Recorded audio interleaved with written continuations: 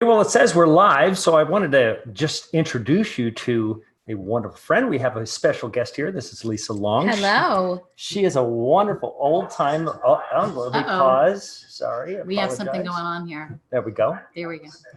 Why something happened? We've got two of these going.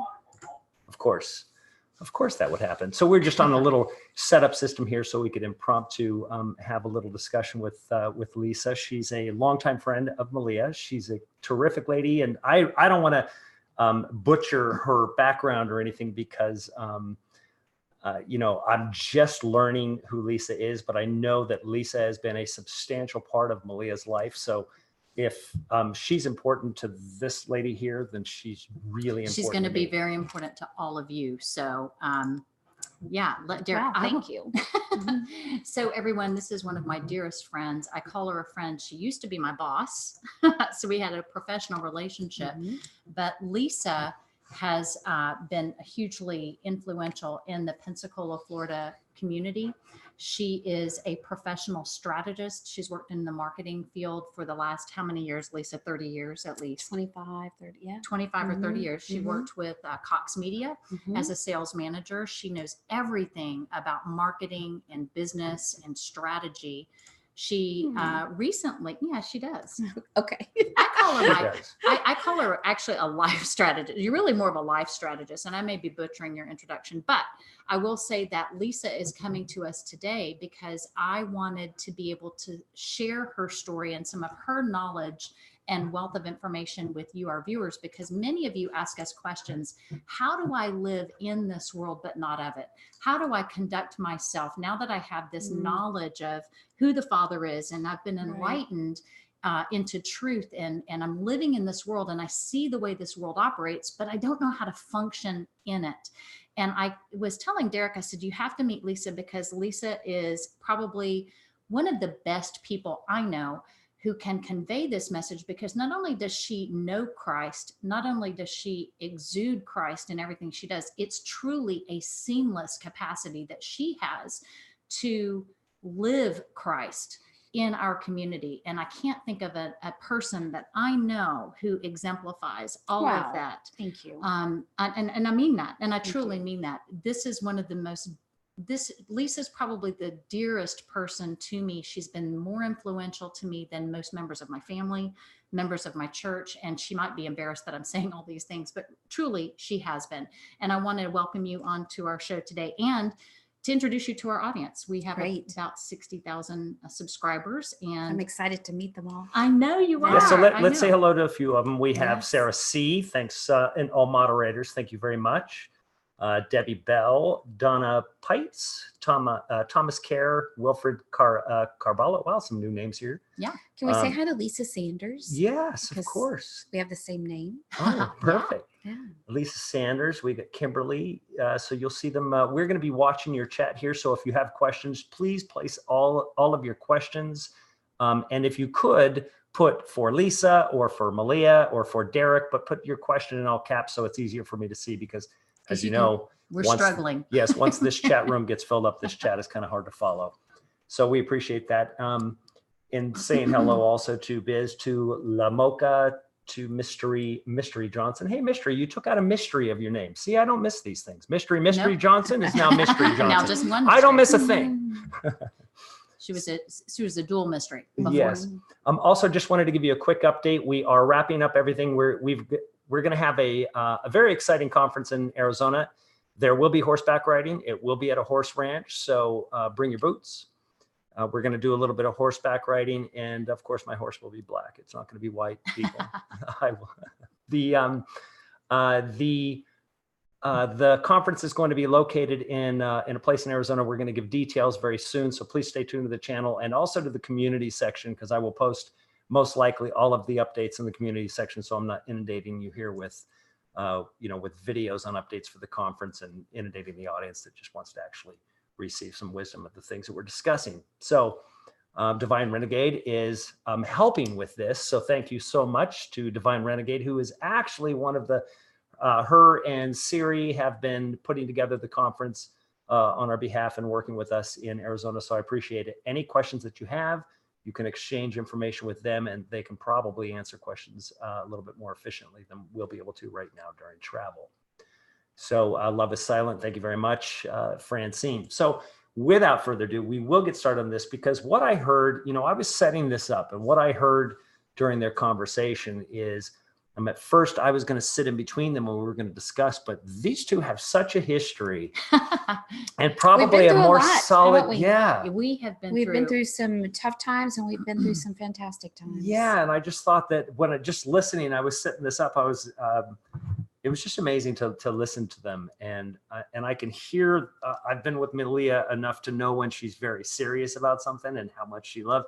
So listening to them, I could sit and listen to them have this conversation, because it helps me understand Malia and the path that she's gone through. And now Lisa, because they have gone through some things together.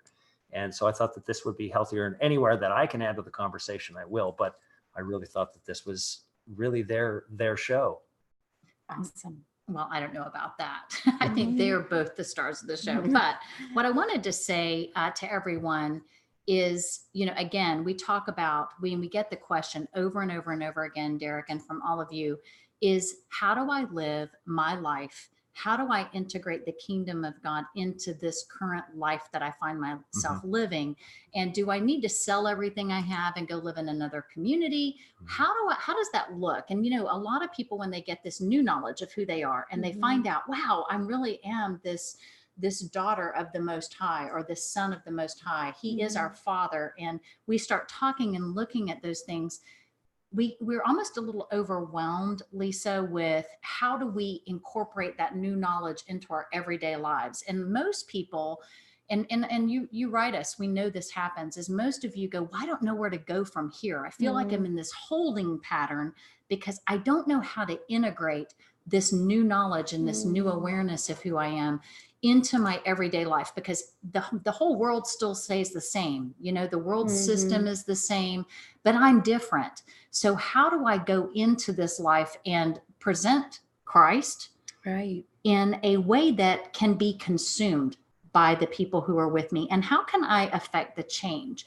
And Lisa, I can tell you that you not only speak Christ, you not only look Christ, you integrate Christ into every component of who you are. It's really your overarching operating system, I would say. He is inclusivity. Integrate this integrated approach. So tell us a little bit about, number one, tell us a little bit about yourself. Okay. And kind of where you come from. Okay.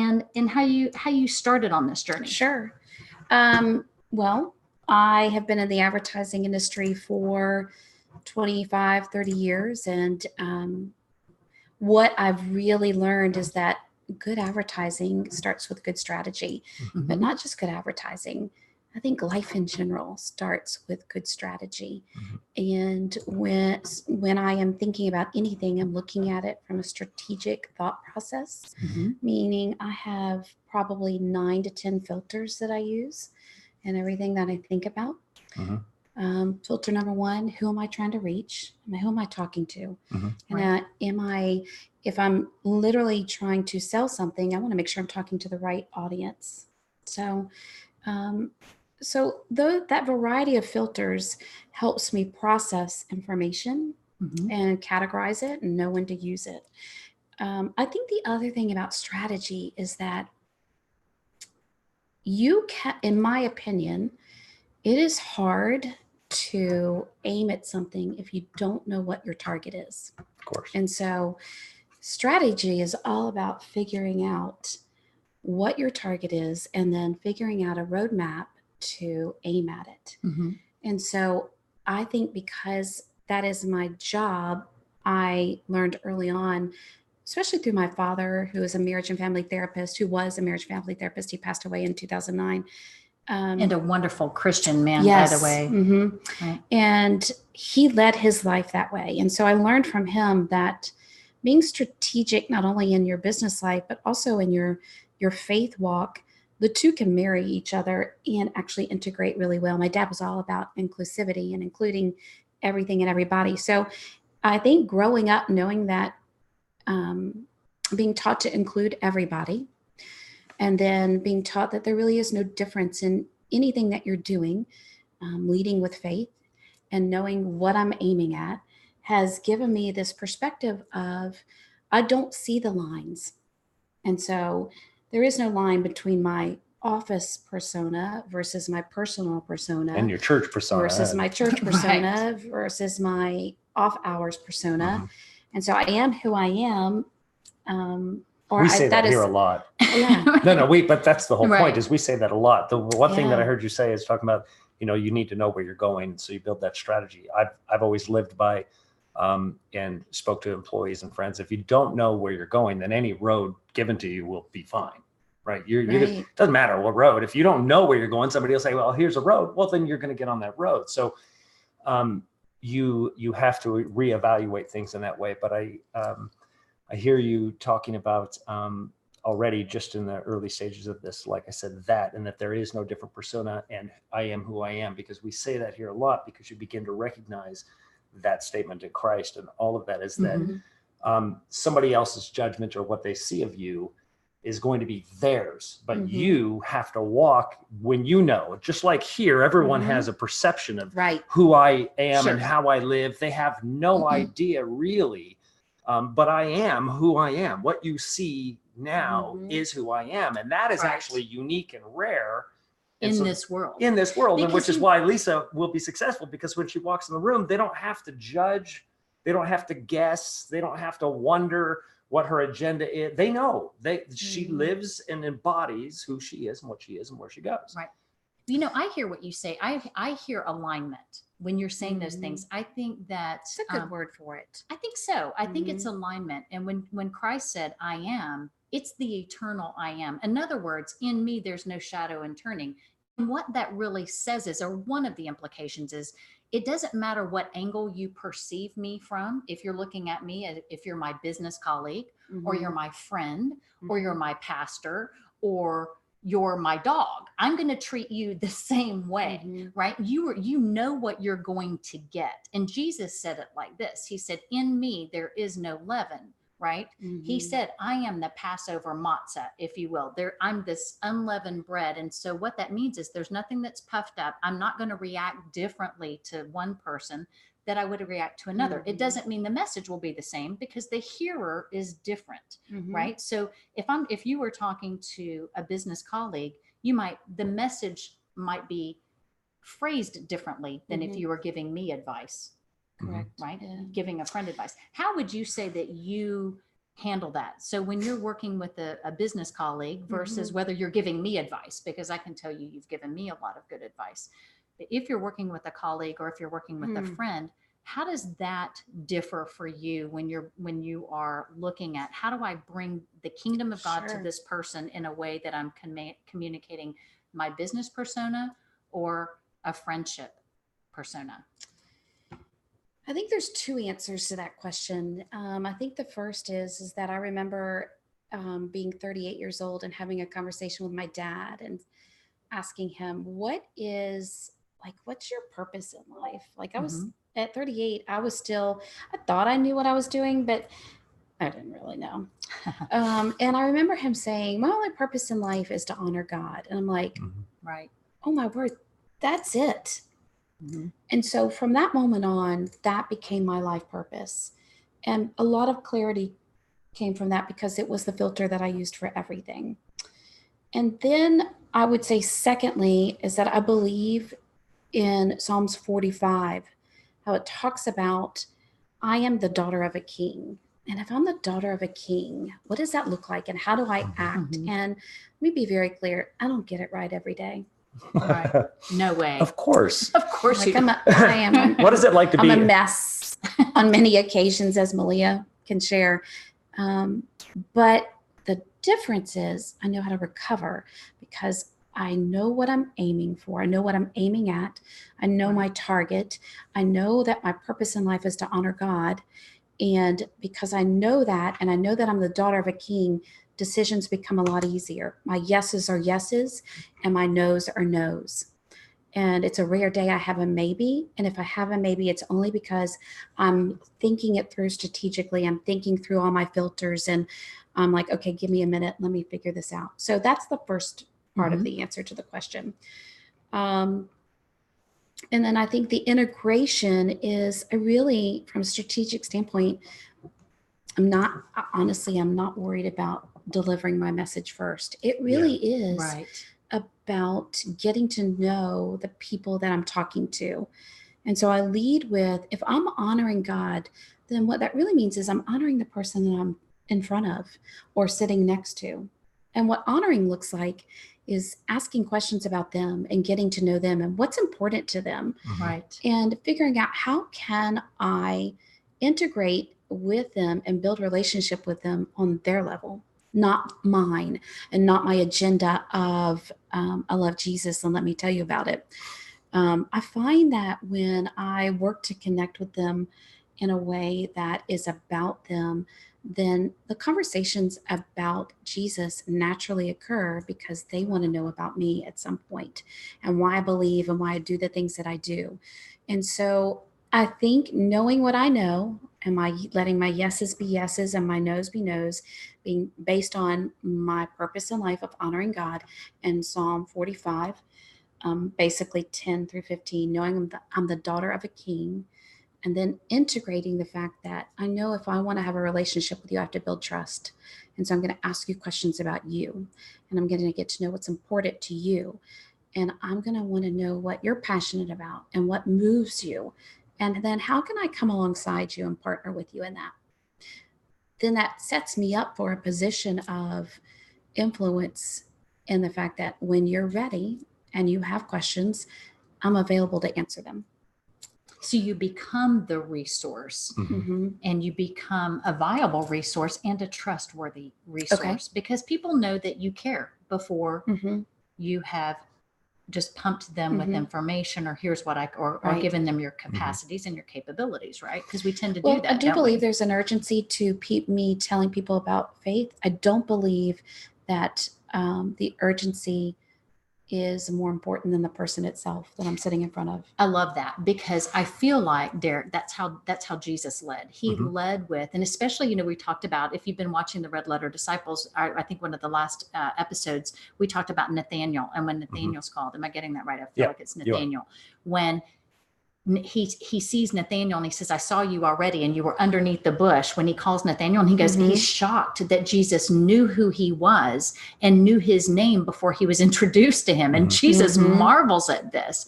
But what that spoke to me is that this man believed in him because he knew who I was. Well, it also demonstrates the condition of the world that he's walking in. So I always look at what Jesus did is, that you find that astonishing, and hearing Lisa talk about integrative partnering with people. So the condition of the world is what it is today. Ultimate selfishness. Everything is a me society, and we don't actually recognize it. So anybody that has paid attention to you, is an anomaly. Is an anomaly today, that they've paid attention to you and asked a question about you or knew something about you when he said, "In this man is no leaven," right? So there's no guile in this guy. There's nothing in him. And also to reemphasize. And he honored him, right? He did. So Jesus was honoring, it's like what Lisa said, he was honoring who he was first. And then now he's positioned Nathaniel to have faith in him. And it's not, a lot of people would call strategy manipulation. So I just saw somebody post that this is manipulation, and I welcome that. I think that's a great point because there may be other people that are thinking that, and we're not courageous enough to put that. But so thank you for that. Strategy does not equate to manipulation. So how is that? So what's the difference between manipulation and strategy? My strategy is led by my purpose. That's right. And my purpose is to honor God. When I'm manipulating, that's not of God. Well, the purpose then, when you're manipulating, the purpose is to honor yourself. Right. Do you hear the difference? It's a huge difference. So when your strategy, when you are of the Father, is to always honor the Father. Right. You are in alignment with who you are, right? Well, remember, everything that comes from the intention of your heart.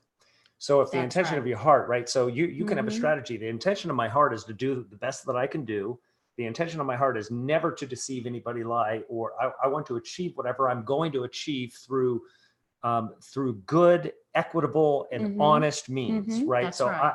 so when you have that, what anybody else sees, they might. This is the most important thing. We were talking about this morning. I can't let somebody else's misjudgment of what I'm doing guide me. I could care less about what somebody else thinks of me, because I know my walk. I know my intention of my heart. I know where I'm going, because you don't know where you're going. You're judging mine. And so you're trying to actually determine what I'm doing based on your own judgment of the guile that you have in you. So if you would be, again, projection, if you would be manipulating, well, then they're going to cast you as a manipulator, even though you're just walking the walk. Right. Me reacting to what somebody else will most likely do isn't me being manipulative of the situation. It's me being wise. That It's the way of the world me is being wisdom. available, because if you go back to and rewind this, what I said is that I build trust with people, and when they have questions, I'm available. Right. I didn't say I start telling them things. So it's when they're ready. It's not when I'm ready. That's right. And it's so the hearer. It's the heart and the capacity of the hearer of the message. But right? to be clear, I could see where, especially by you knowing, this audience knowing that my background is advertising, I could see why you would think, well, that's a manipulative way to manage your faith. And I will tell you, I think it goes to exactly what you said. It's what is my heart? What is my purpose? Knowing my purpose.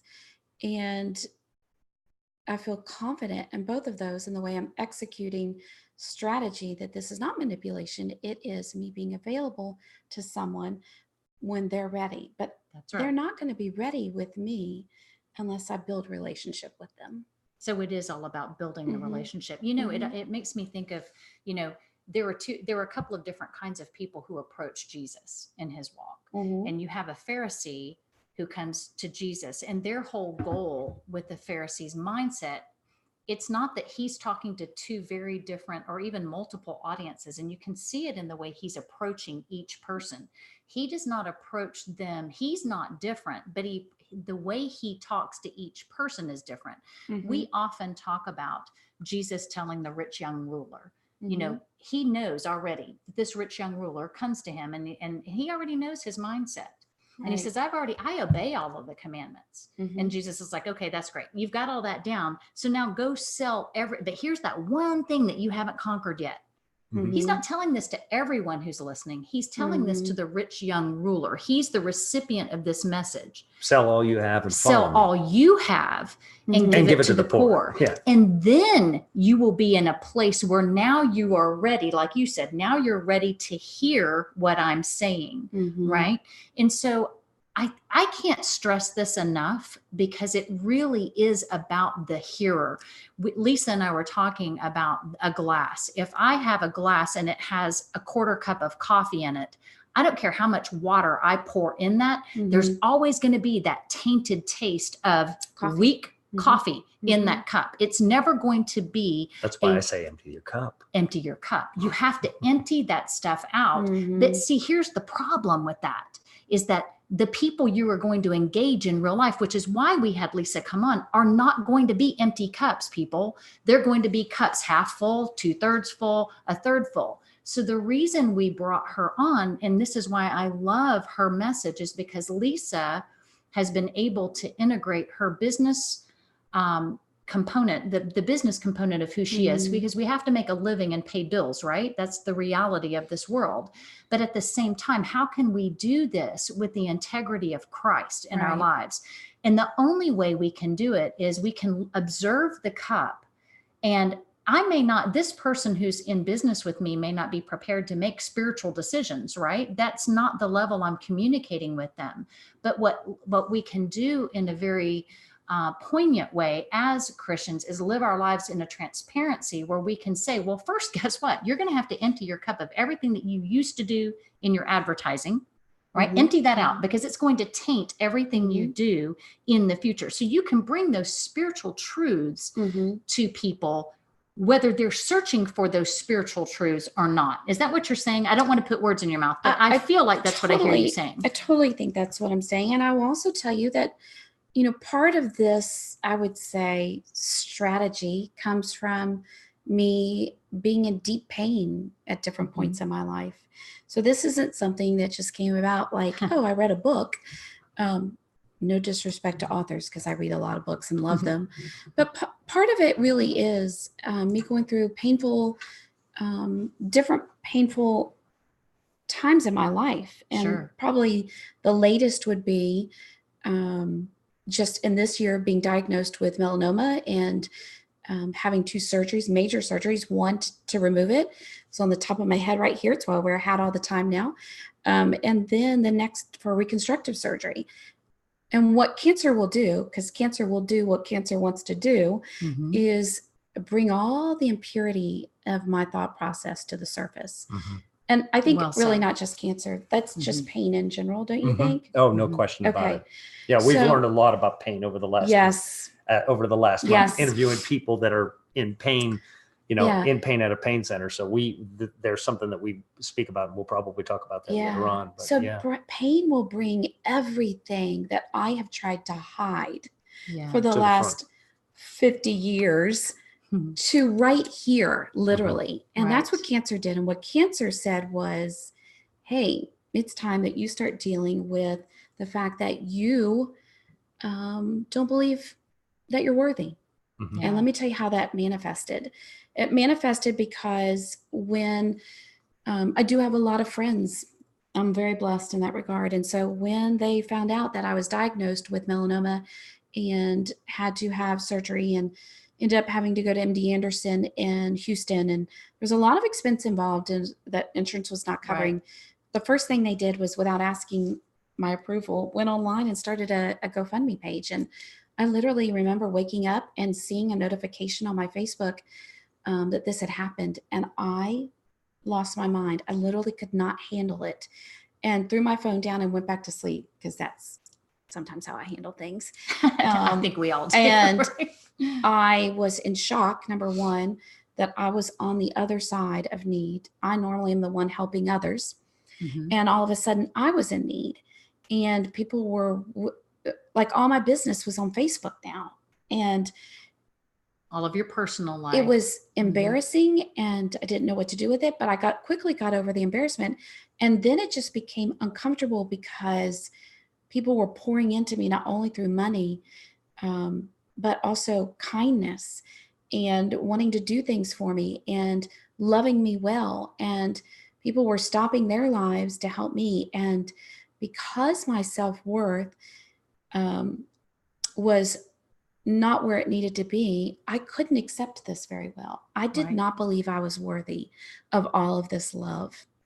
And so I have spent so this happened in January, and then had surgery in February, surgery in March, and then it is now October. I have spent the first 8-9 months of this year doing mind training and understanding that I truly am worthy of this. And I know that because of Psalms 45.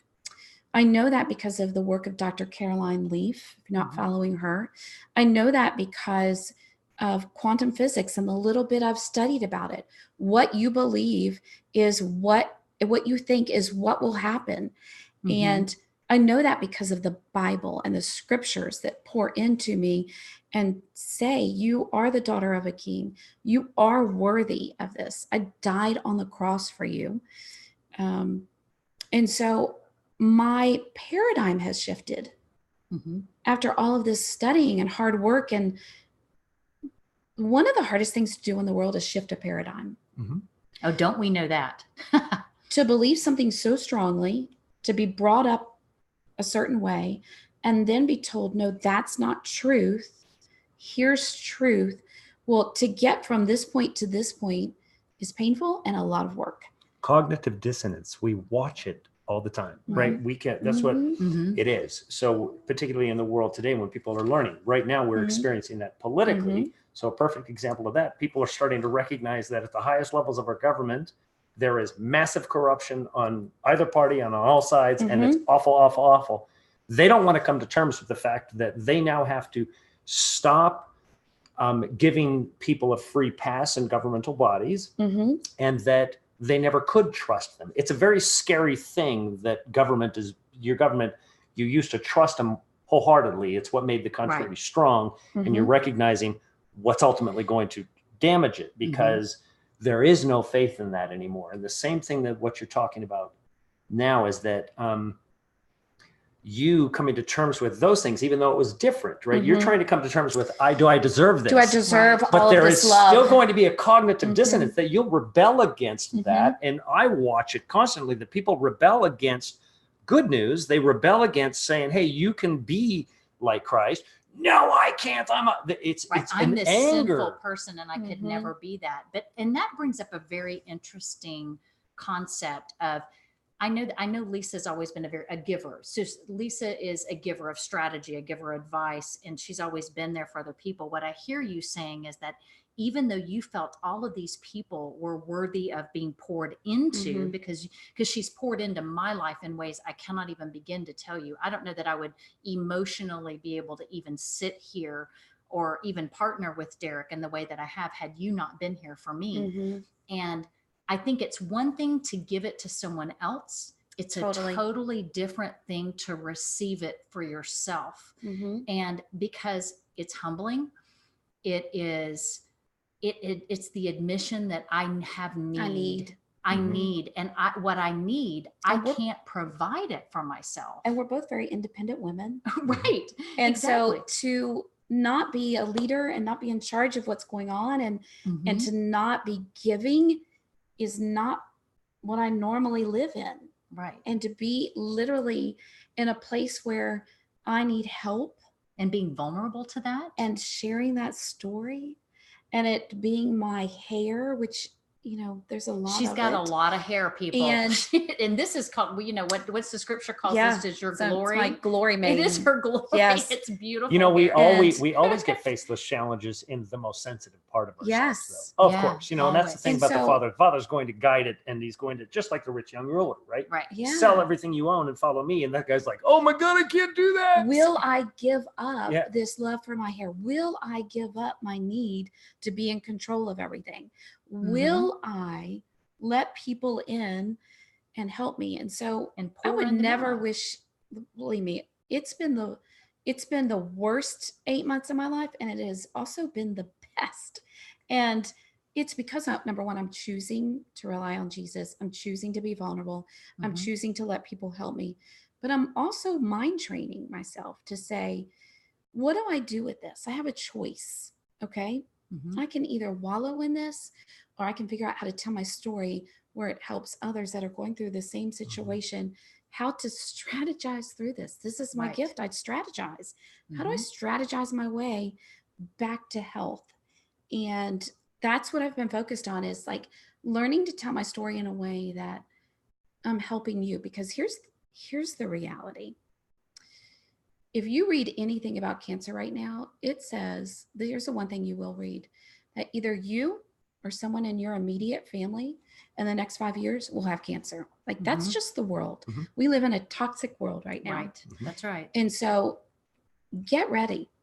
And I'm going to tell you, like, I know I'm diverting a little bit from what we're doing. That's but okay. Here's, if you have someone in your family that has cancer right now, or you have cancer right now, here's what I found, that here's how I survived it well. Not just survived it well. And there's really 4 things that you need. And the first is, you need someone that is going to emotionally support you. So look for them. I just so happen to have one of my best friends is a life coach. And so when she realized that I could not take up for myself in some of the conversations with some of these surgeons, because they're the highest surgeons in the land when it comes to cancer at MD Anderson, she asked the right questions.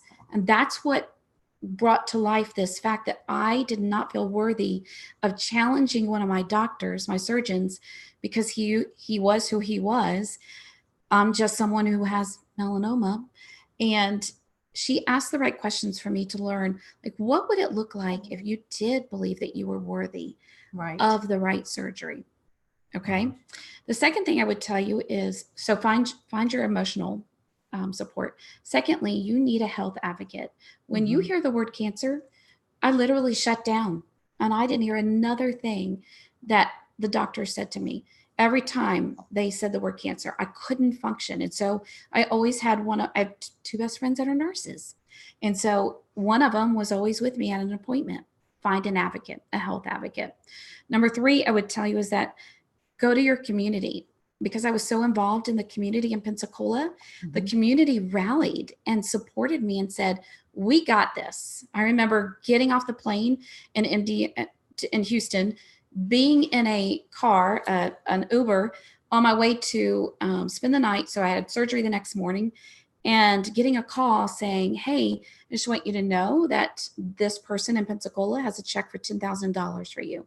It was someone I worked for at one point, millionaire in Pensacola, actually one of the most generous people ever. We both worked for him.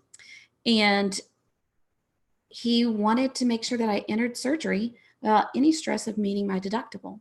I cannot even tell you what that meant to me. So find your community. And lastly, I would say, if you are either have someone with cancer in your family or you have cancer, then rely on your friendships. They don't know what to do for you. And so you have to be really clear with them. And you may not even know what you need, but saying that, Malia, I don't know what I need. Maybe just sitting with you and walk and sitting with you through that process. Yes. You know, we have so many people we have a Discord channel where folks communicate, and a lot of you communicate. And we hear these stories over and over and over again. And Derek and I get thousands of emails a week of all sorts of levels of brokenness, bad news, rejection. And I really appreciate your candor and coming to us today with something that is so close to you, and not only emotionally, physically, but proximal. You know, I mean, you're still recovering from this process, and I apologize that I didn't announce that in the very beginning that we would be going there. I didn't know that we would go there at this point. Yeah, I didn't know we were going to talk about this, but that's okay. But that's okay, because everybody's thinking you're just wearing this hat for Ireland because you just got back from Ireland. Okay, so here's a great example of this hat. So just remember, I just said, here's the 4 things that you need. You need emotional support, health support, community support, and friendship support. So this hat is a result of friendship support. Somebody called and said, listen, I'm gifting you a trip to Ireland for 28 days. Let's go. And I went to Ireland for 28 days, and they rented a house in Doolin, and we stayed there. It healed me. Yeah. Like, it literally is the most amazing place. I would live in Ireland if I didn't live in the United States in Pensacola. But if you can't afford to give someone a trip to Ireland, I'll tell you, one of my best friends is a chef, owns a restaurant, and he literally cooked for me every day. I would come in for lunch, and he just would be like, what do you want? And he was, he would shop during the week and have stuff that he knew I liked. And it was a beautiful gift to me. Right. To not have to worry about how I was going to figure out what I was eating that day. There's so many things. I got so many cards, snail mail. Let's go back to it, people. It's amazing to open your mailbox, and instead of it being bills or ads, but I'm all for advertising, to have handwritten cards, saved every single one of them. And now what I'm doing is something I learned from my mother. If she would get Christmas cards, she still does this. She saves all her Christmas cards, and in January, she reads one a day, prays for that person, and then throws it away. But before she throws away a card, she prays for the person that sent it to them. I've saved all my cards. I got packages. Like, there's so many things you can do. What I found is that people would say, call me and let me know if you need anything. I'm not calling anybody. Number one, at the time, I didn't feel like I was worthy of it. And number two, I can't even think what the next 5 minutes are going to be in trying to help myself take care of myself. I can't call you. So those are just some general practical tips to help someone in your family or friendship wise if they have cancer. We talked about the integrative approach and how we live our lives, especially when we're looking at, we're living in this world, but not of this world. So what I hear you saying is that really these people that you have impacted in your life, you've poured into them, you've made, we talk about deposits. You've made deposits into lives. And when you needed to make a withdrawal on those around you, that literally the Christ in them you were able to make that withdrawal on them. And This is in a all way, Jesus. It's all Jesus and it's like, through these different people. Sure. And Yeah. you know, when what we're really talking about, and Derek and I talk about this frequently, when we're talking about thy kingdom come, thy will be done on this earth as it's done in the heavenly realms, right? What does that mean? How does that look? You know, we and I always marvel at this because people always want to say, like Derek says, you know, Jesus is over there. He's over there. The kingdom is out there. And Jesus kept bringing it all the way back. No, it's all right here. And if Jesus only had 12 good friends, and then it ended up only being 3 good friends, and then it only ended up being really 1 good friend in the end. Well, he had 5,000 friends at one time. But he had 5,000 at one time, right? So you start to really see what, you know, the people you've impacted the most are going to be the ones who come around when you need it the most. Yes. And what does that mean to you, Lisa? That, you know, when thy kingdom come, how do we bring the kingdom? I mean, we're talking about in every way. So, you know, we talk about the Messianic age, right? Yes. What does the Messianic age look like? Will there still be commerce? Will there still be business? We have a difficult time wrapping our heads around what that would look like. And when we start asking those questions, what would that look like to you? I think people start answering their own questions. Do you think that? Yes. Okay. Tell me, give me your thoughts on that. So, you know, I may be just 1% of the world where this answer is concerned. I don't think a lot about that. I'm so focused on what my job is here. And my job is to honor God for the person that's sitting right in front of me. I don't spend a lot of time thinking about the future because here's what I know. I fully trust in the future because I know what Jesus says about my future. I will be with him. And that is really all I need to know. I love that. So I'm not of the masses that spend a lot of time. I just don't do it. I think a lot of religious people, you know, we hear about, you know, a lot of religious people talk about, you know, come to the Father. And we spend a lot of time combating that whole thought process, kind of unindoctrinating people to thinking that everything is over there. It's in the future setting. And it really is about who you're talking to today. Who am I impacting today? Right this second. Can you love more than, you know, people want to make a big impact. I need to impact thousands of people. Well, guess what? If you can't impact that neighbor right across the street from you or someone sitting across the table from you, how do you expect to impact the world, people? Yeah, the kingdom is now. Where is the kingdom is now? And so that's why I feel like at the end of the day, I'm never done for Jesus. Right. And so if I'm never done, I don't have the energy to give a lot of conversation to what it's going to be like when I'm with him. I'm just trusting that it will be amazing because that's what he says. And you're just doing the next right thing. Right. You're kind of compounding good deed upon good deed, right? I'm pouring into people because I believe, based on several scriptures, that is what I should be doing. And it also matches what I've decided would be, you know, when I was 38, I knew that my life had this one goal, and that is to honor God in everything that I do. And so that is the filter. And so when I'm talking to someone, it doesn't matter what they're talking about. I'm actually dual listening, and I'm listening to what they're saying, but I'm also thinking, how can I honor them in this journey that they're on? Right. Because if I honor them in that journey, then I'm honoring God. Do you feel like when you say that when people are saying something to you, they really there's always that second line of communication. It's like, I'm saying this to you with my mouth, but man, what I'm saying to you with my heart is something different. Yeah, that's the forked tongue, right? So the forked tongue is always going to be 2 different meanings, and also one inflated, one untrue, one true. And that's why when we're talking about, you know, where you get to, and we're speaking of he with no guile or no leaven in him. Keep in mind, everybody, that this is what we have to seek for ourselves, is that no leaven. What that means, just to give you an idea, bread has, you add some yeast to the dough, and it will grow and it will expand. So you can take just this much dough and turn it into 4 loaves of bread with a little bit of yeast. Well, obviously that little tiny bit of yeast didn't add any real value to any of those loaves of bread. It was always 1 loaf of bread. It just appears like it's 4. So it's overinflated. It's a lie. It's false. And so the point is you don't want to have any leaven in you. You want to be, all of the value that you are is you, and all of the value that God put in you is you. And that's how you live, that there isn't anything inflated, that you're not appearing to be 5 people or appearing to be great. You're just contributing who you are in now to that person. And so that's really what it is. I just wanted to clarify that, because as Sure. I'm listening to Lisa talk, this is the whole point of, here's a person without any leaven. And she's looking for that pure part. Here's That's what I my hear you value. saying. Let me add my value without leaven to you. You know Without- exactly right, who I am, what I've got to offer, what I've gone through. Exactly. There is no poor judgment in this. And as you go Mhm. through these things, as you're saying with cancer, the amazing part is Mm-hmm.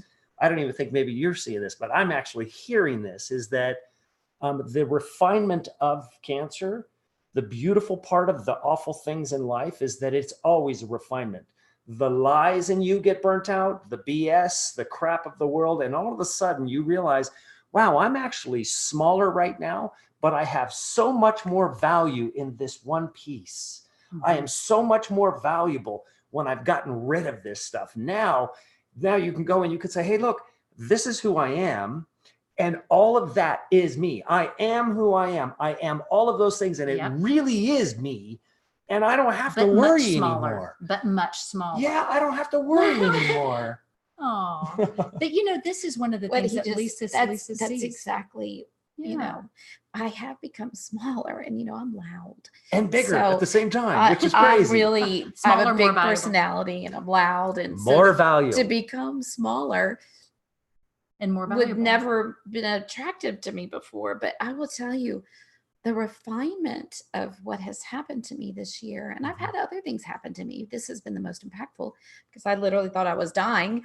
Has been that I don't know how else to say it, except that my yes is my yes, and my no is my no, and I know where I'm going. I know what I'm aiming for. I know where I'm going, and I use the Bible as my GPS to get me there. Right.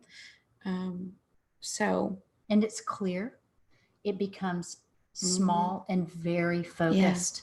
Yeah. And that's what I heard. And when you said that, Derek, I'm so grateful you brought that out, because what I heard you saying, when you are looking either at a client or a friend and you're really trying to listen to them, what you're trying to tap into is where this small, real part of me is always trying to find that small, very real part of you. Yes. Because we have all of these inflated things. You know, we have the Yeah. hair, the makeup, the clothes. There's a lot of leaven out there. There's a lot of leaven in all of Yeah. our lives. We all have it. We have this persona, this reputation, this, oh, people perceive me this way. And we all have it. We're all subject to it. Don't lie and say you're not, because you are. And I am, Derek is, Lisa is. But what is it, the truest part of me reaching out to the truest part of you? And I feel like that's Jesus. I feel like that's what Christ came to do, is to take away all the leaven and reduce us down to what is real and pure. And he said it like this: and when you get that pearl, don't recast it into the swine or into that pigsty. Don't throw it there, because you know how valuable it took. You know what it took for you to get that pearl, for that pearl to be cultured in you and to become that beautiful, round, perfect. It may be small, but it is the essence of who I am. And that's what, would you say that's what refinement has done? And let me be very clear. This has been the hardest journey of my life. And yet I am sitting here telling you, if you have cancer, this is what I hope happens to you too. Like, here's what's on the other side of this, is that I now feel equipped to work out of my self-worth, which honors God more than I was honoring him when I wasn't working out of my self-worth. And I feel equipped to be able to minister to people who are facing the same situation. And whether it's cancer or a deep loss, where, you know, my hair was my crowning glory and it's growing back, but it's not attractive.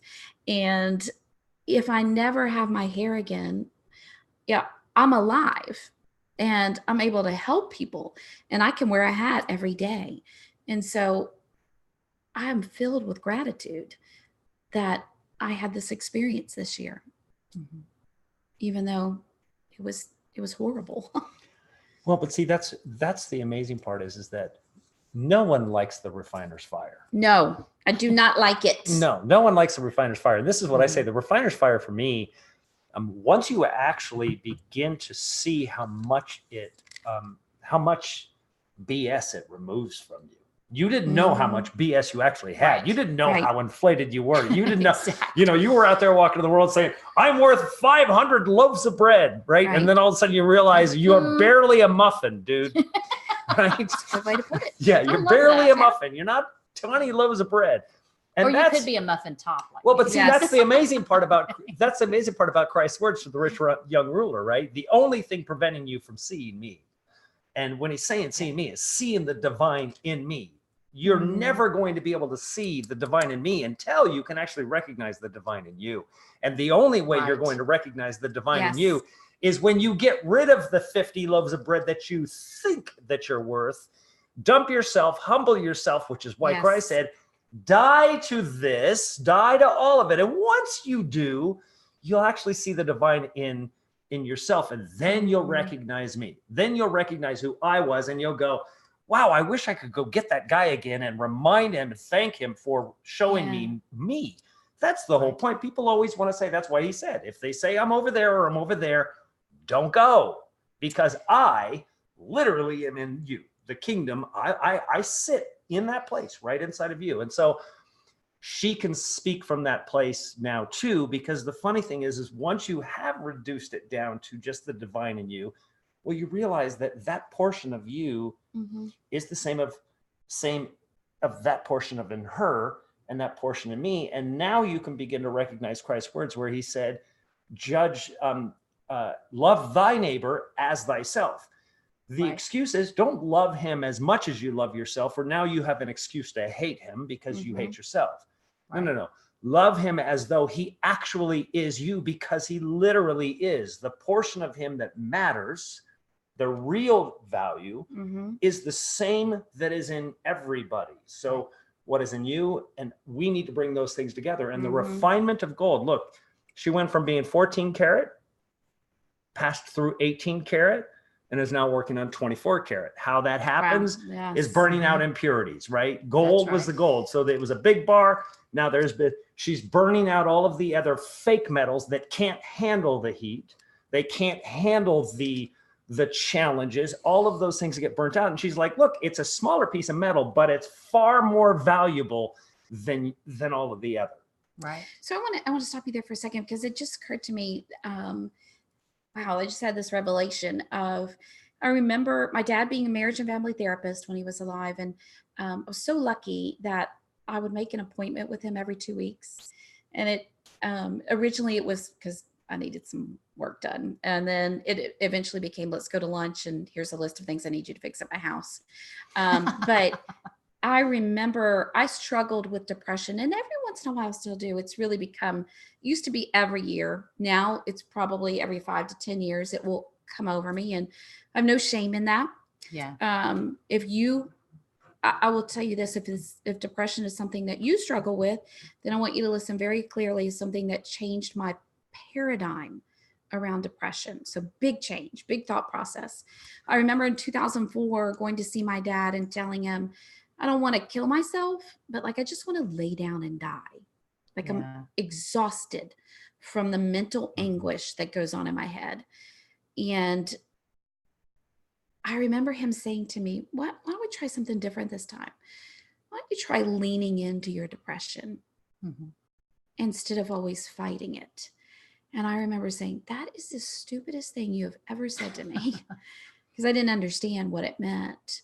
And we talked about it. And what he meant was, embrace this, quit fighting it. What is it that God wants you to learn about this? What is it that God wants you to know? Let's start using your sessions to talk about that. And so I will tell you, when I did that, my depression went from every year to probably another 5 years before I had another bout of depression. And I remember clearly that this depression started in November of 2004, and it ended on January 22nd, 2005.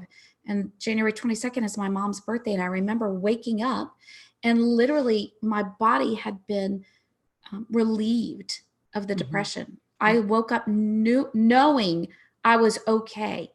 And I believe that that's only something Jesus can do. I wasn't using any kind of drugs, but I was doing the hard work of leaning in to figure out why am I depressed? What is causing this?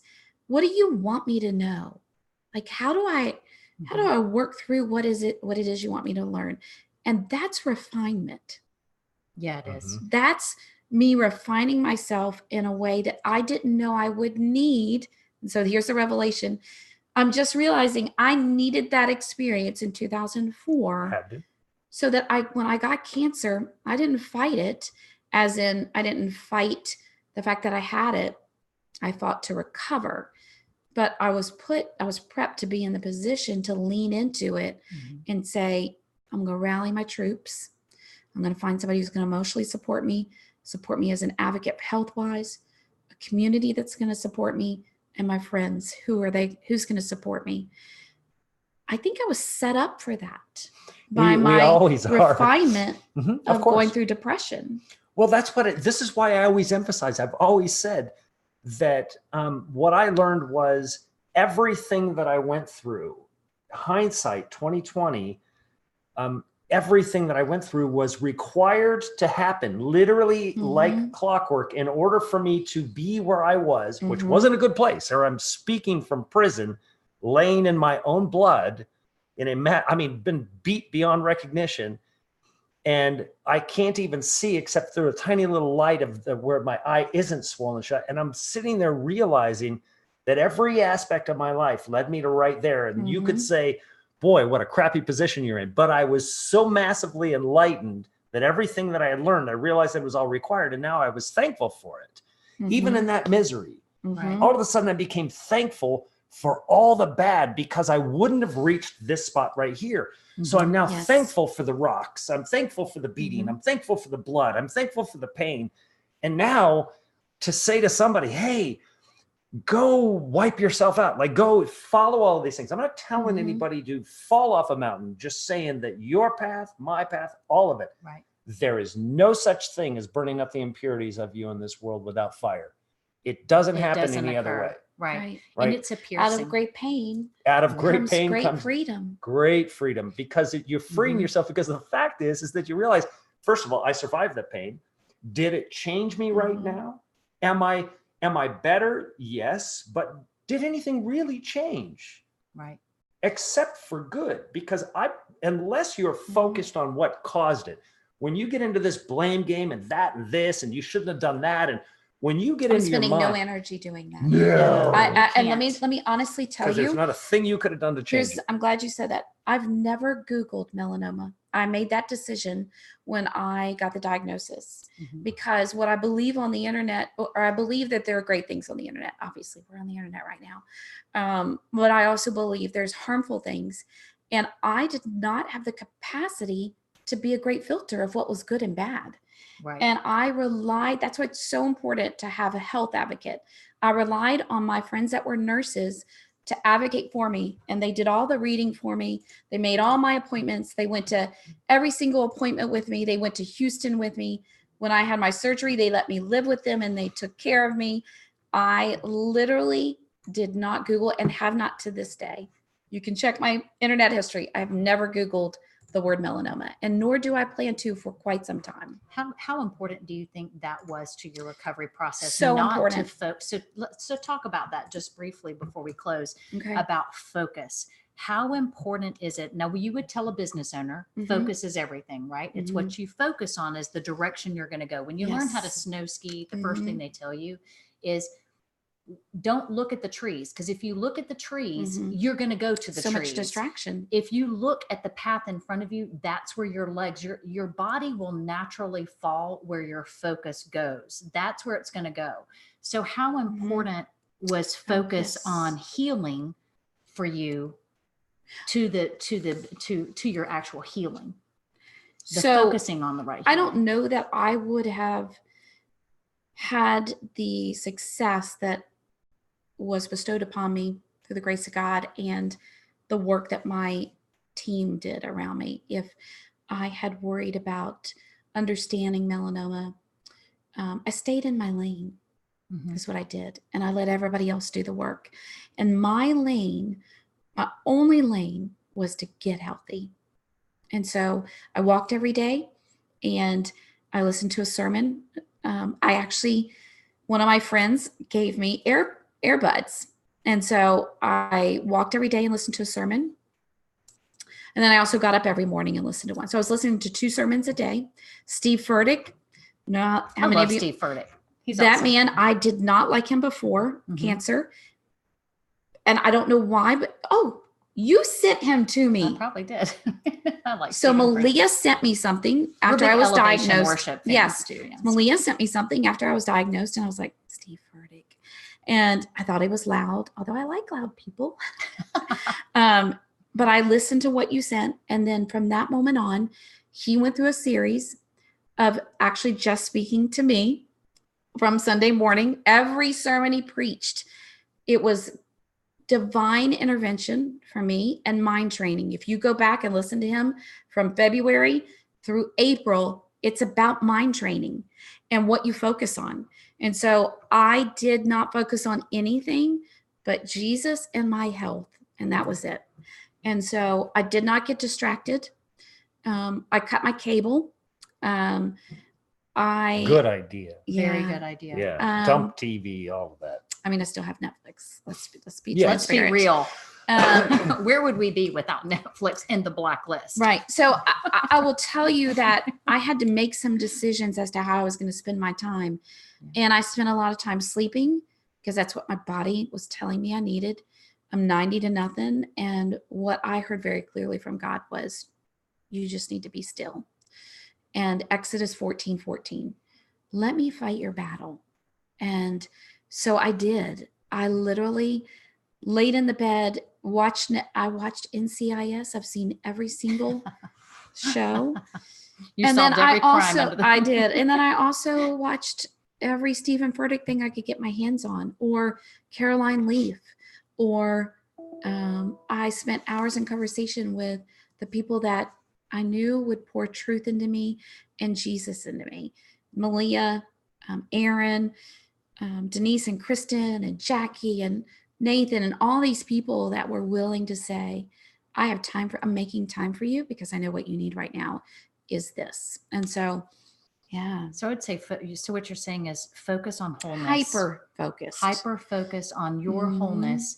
And what does that do? When I tell Derek this a lot. So it doesn't mean your path will be painless. In fact, it's promised that you'll have more pain when you get hyper focused. A lot of our viewers, a lot of our subscribers talk about, wow, I got into this, all this wonderful knowledge is coming to me now. And now more than ever, I'm being pierced from every side. I'm being pressed in and people are being critical of me. How would you tell that person to focus, to move forward? And is that necessary? So, yeah. Here's what I would tell people. So I see someone judging me here, and that's okay. Of course. Netflix, really. So yes, Netflix, really. Yes, there's a lot of great things on Netflix. And so one of the things I would tell you is that was so devastating to me when I was going through this was how judgmental people were towards me and my decisions around my health. And it was shockingly surprising to me that most of them were Christian friends. Right.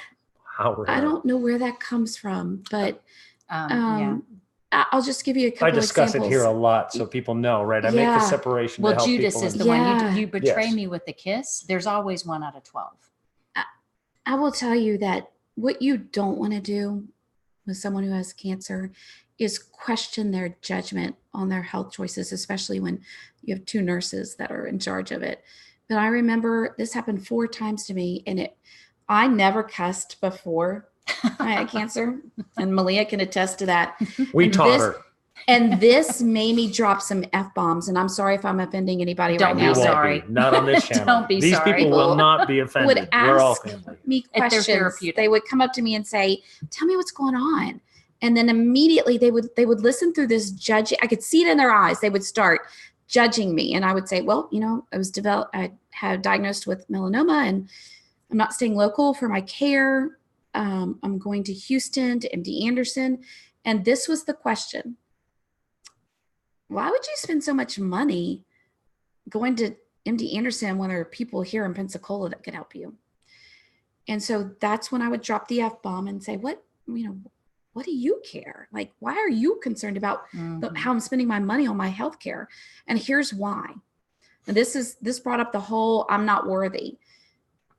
I think it was so devastating for me to hear your judgment about my choices, because I'm struggling already with self-worth.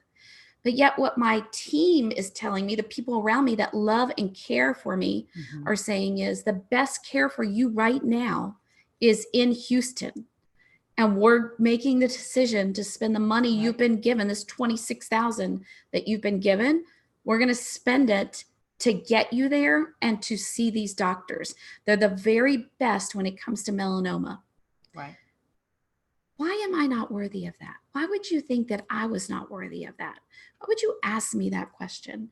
And so as I processed this over the 6 months, what I learned is that it really wasn't about me.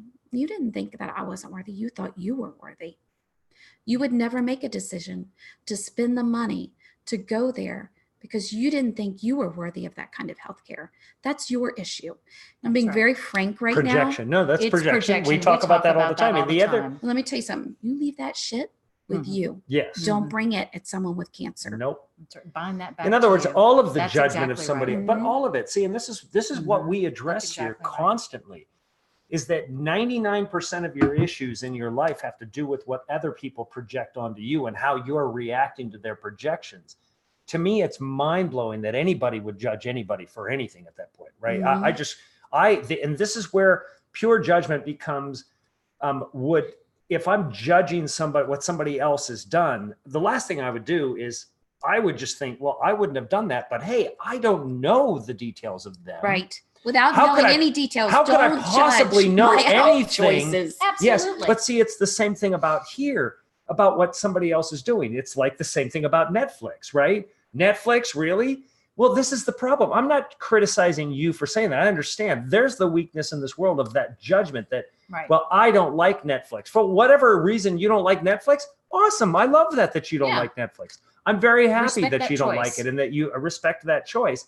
But your choice might be because of something very, very different than my choice or Malia's or anybody else. It might seem stupid, but get rid of all your judgment of another person. You'll be hard pressed, and we talk about this all the time, hard pressed to figure out your own world, much less being able to figure out somebody else's. Until you can be perfect in all your life and everything, and you can demonstrate how you achieved that perfection, shut up. Copy?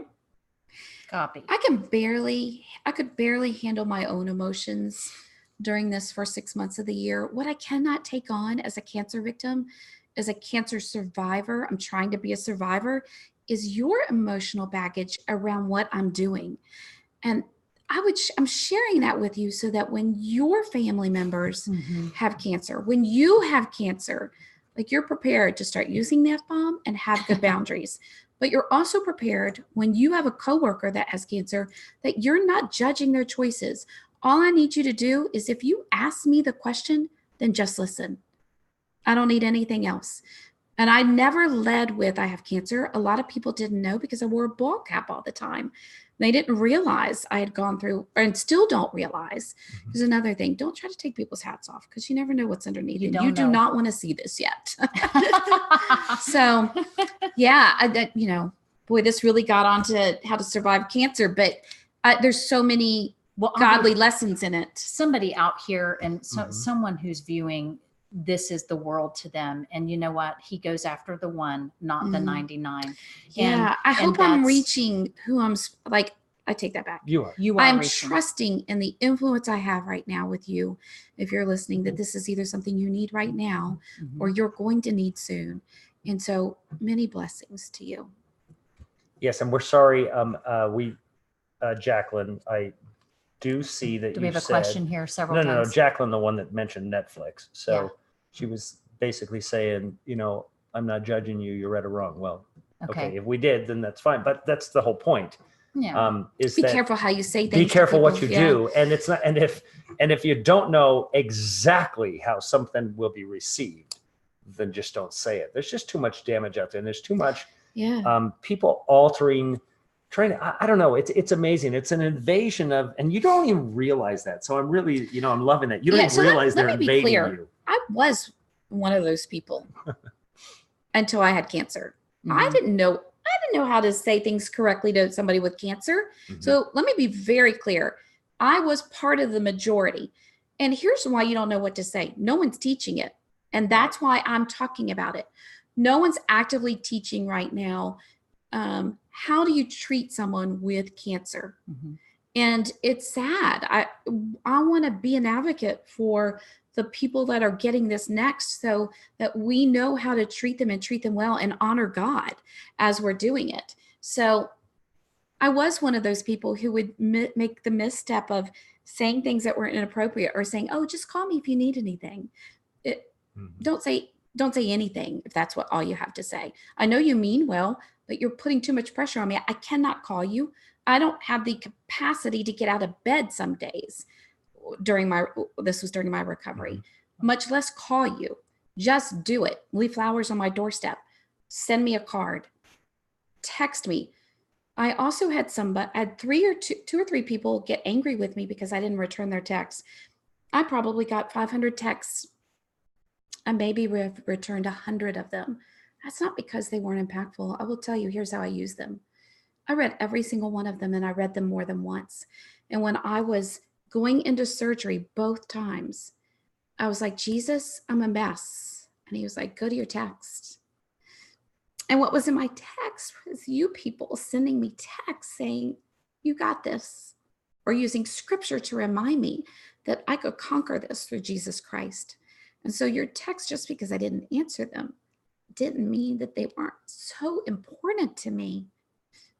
But don't judge me for not answering them. I didn't have the strength or the capacity to answer those texts, yet they meant the world to me. What a great gift you give someone, but give it freely. Give it freely. Don't expect me to answer because I don't have the capacity. Right. A perfect example of Christ saying, give with your right hand and don't let your left hand know what it did. Right. Yeah, because that's right. there's, and this goes back to what we say, there's always going to be two of you. Look, folks, we've got the enemy in us and we have Christ in us, period. So when you're going to, let Christ rise, let Christ think about those things. And the things that she's, saying, it's amazing that I'm listening to how other people react. And again, this goes to the bank account that we're talking about. They gave something and damn it, where's my product? Where's my thank you for my text? My thank you for my text? Where's my payment for the text? We require this, right? So think about this. You give something with your right hand, your left hand is going to want repayment for that. Let it go. Yeah, let it go. There is no repayment, not an emotional.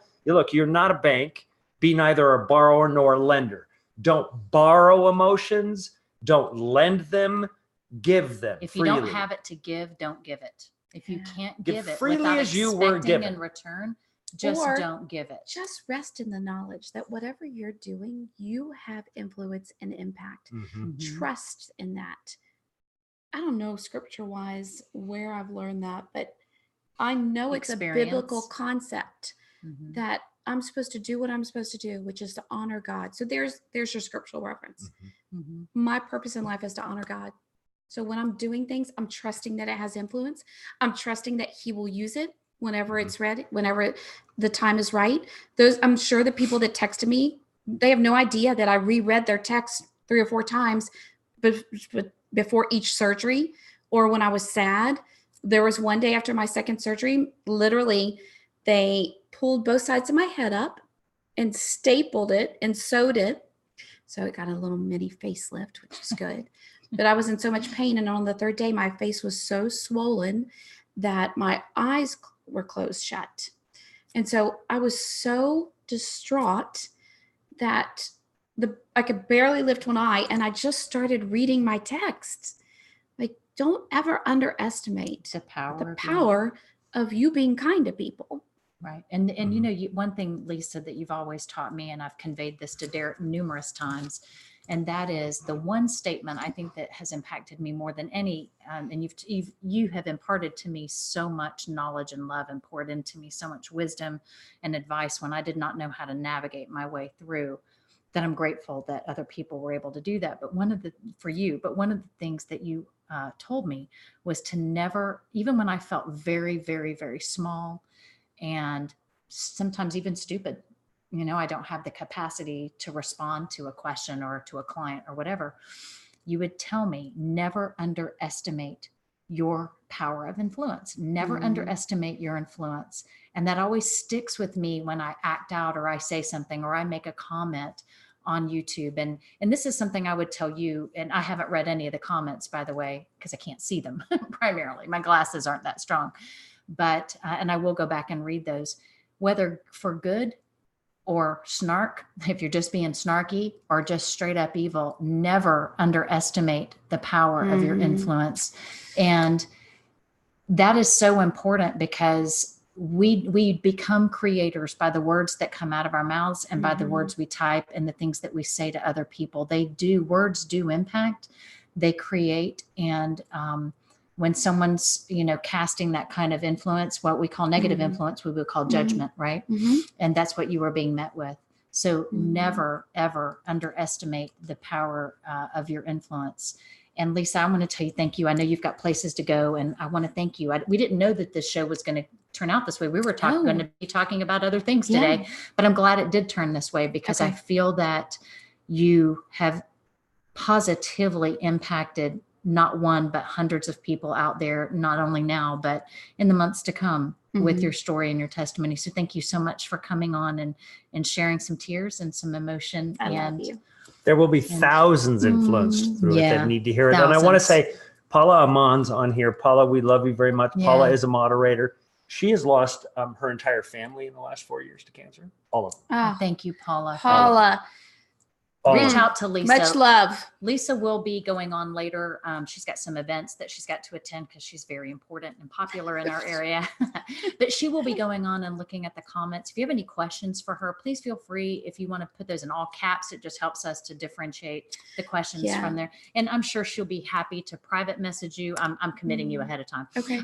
But in the comment section below the video, come back and leave them in there. Not here in the chat. Leave a question, and she'll get back to you and leave her a way for her to comment to you if you're going through cancer, if you're going through anything like that, or if you just need some life coaching. She's a wonderful resource and has learned how to navigate the business world, obviously the health related issues and personal issues. I cannot tell you, she's been my personal counselor for the last 6 years of my life. And I truly owe this woman my capacity to keep going. I owe it all to you. And I tell you that often, and I probably haven't told you enough. And Derek knows, he knows, like I'm going to tear up now. So we're probably good. No, but I doubt actually that we would, without Lisa, that we would be together.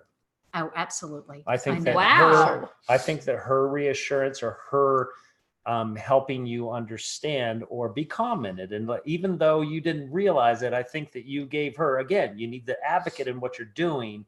And so I don't think that Malia and I would be together. I don't think we would be together without Lisa. So I'm very thankful for her. The real power is in knowing. What I love about you is that you know the power that you have. And when you know the power you have, you become very judicious in the usage of that power.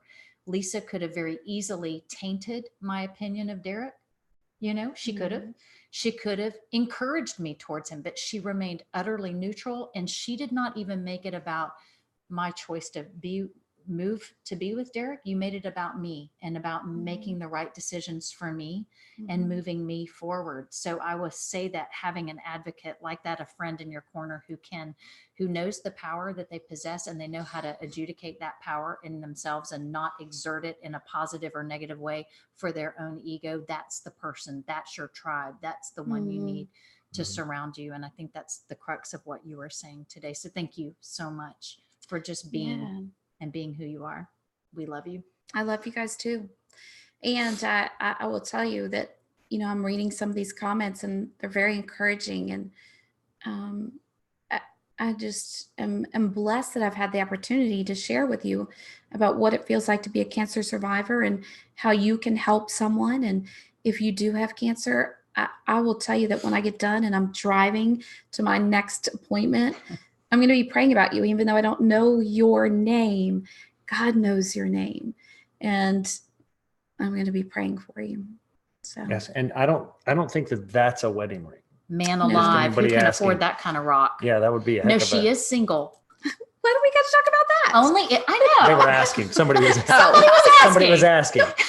So, well, also, let me give a quick update as well. Anybody that has ordered USBs and you have not received them, we're in Florida right now, and unfortunately, the USBs and everything that we have are back in Arizona, which we're heading back this weekend. Mhm. So, anybody that has not received them, let me explain to you what happened. I took all of them to the post office. The post office took each one, mailed them all, and many of them got to their locations, even around the world. But many of them, they said that they didn't have enough postage and they sent them back, even though the post office sent them. So whatever the case, we will get all of those to you when we get back. We'll be headed back this weekend. So next week we'll be coming to you from Arizona again. And Derek, the ring on your finger. Yes, this is a wedding ring. I am married to this These two gorgeous are married woman. Yes, to each this is other. us. This is us. And I want to thank Lisa for coming, and also let you know that Lisa and Malia may talk together on Red Letter Disciples channel, on this one, wherever they can. Definitely. Anytime that they have, and anytime this person has anything on her heart to say, she's more than welcome to come here and say it.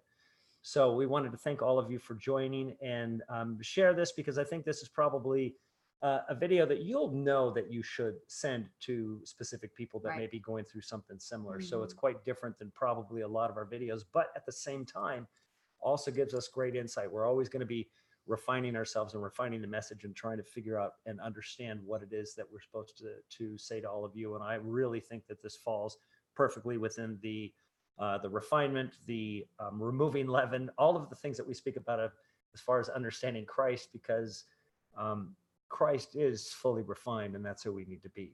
So we wanted to thank you. Thank you all for coming. Thank you to the moderators, Tracy, Sarah C, I believe, girl with no name Spooner. Love all of you. We thank you very much for joining us today. Comment below, subscribe if you haven't. And share. Also, and share. And also make sure you check the notifications if you want notifications. If you're just arriving here and this is your first time at the channel, make sure you subscribe and leave a comment below, because the more that you interact, obviously, the more YouTube will recommend it. So if you want the message to be extended elsewhere, we need to mess with YouTube's algorithms in order to do so. We love you very much. Thank you so much. Thank you.